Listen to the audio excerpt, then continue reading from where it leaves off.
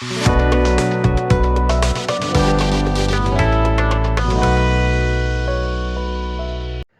علیکم ناظرین، آج ہم آپ کے سامنے ایک اور نئی ویڈیو لے کر حاضر ہوئے ہیں۔ تو اپنی ویڈیو کو شروع کرنے سے پہلے آپ سب دوستوں سے گزارش ہے کہ ہمارے یوٹیوب چینل کو سبسکرائب کریں، لائک کریں اور زیادہ سے زیادہ شیئر کریں۔ تو چلتے ہیں اپنے ٹاپک کی طرف۔ آج ہم آپ کو بتائیں گے اس ٹاپک میں کہ انسان کی زندگی کے مقصد کیا ہوتے ہیں اور کیا ہونے چاہیے۔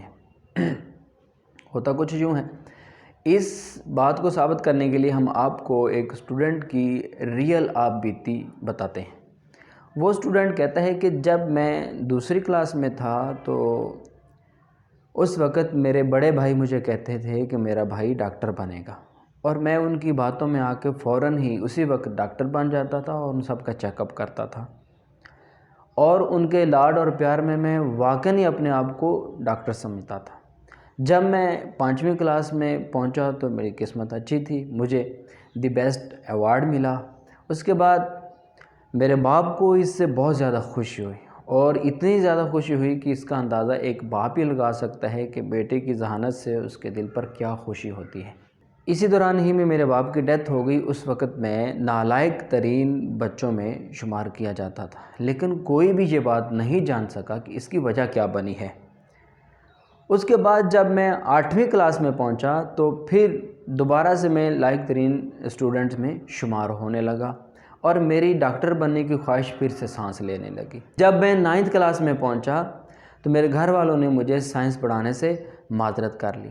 میں نے رونے دھونے کے ساتھ ہی اپنے آپ کو سمجھا لیا کہ کوئی مسئلہ نہیں، اگر ڈاکٹر نہیں بنا تو کیا ہوا، لاکھوں لوگ آرٹس پڑھ کے بھی کامیاب ہیں تو میں بھی کامیاب ہو جاؤں گا۔ یہاں پر میری زندگی کا مقصد بدل گیا۔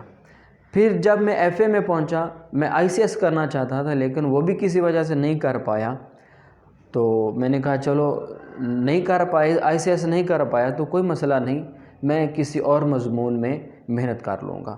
تو یہاں پر بھی میری زندگی کا مقصد بدل گیا۔ اس کے بعد میں نے ذہن میں یہ پلان کیا کہ میں اپنے لیے نفسیات کو اپنا تعلیمی مقصد بناؤں گا، لیکن جب میں بی اے میں پہنچا تو اس وقت میرے گھر والوں نے مجھے کالج بھیجنے سے معذرت کر لی۔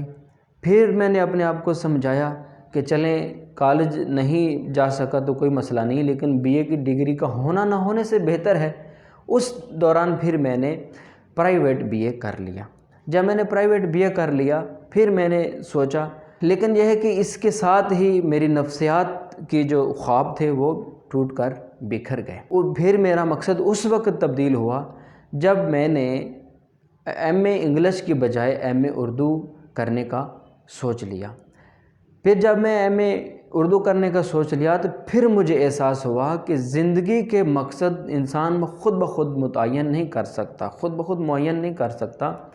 زندگی کے مقصد کیا ہونے چاہیے یہ بدلتے ہوئے حالات ہی معین کر سکتے ہیں۔ لیکن ایک بات، اگر آپ کی زندگی میں کوئی ایسا مقصد ادھورا رہ گیا جو آپ پورا نہیں کر سکے تو وہیں پہ رکے نہ، اس کو لے کے بیٹھ نہ جائیں بلکہ آگے سفر کریں۔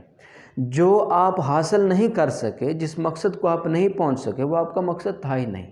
حقیقت میں آپ کا مقصد وہ ہے جو آپ کے آگے آپ کا منتظر ہے۔ لہٰذا کسی ادھورے مقصد کو لے کے بیٹھ نہ جائیں بلکہ مسلسل آگے بڑھیں۔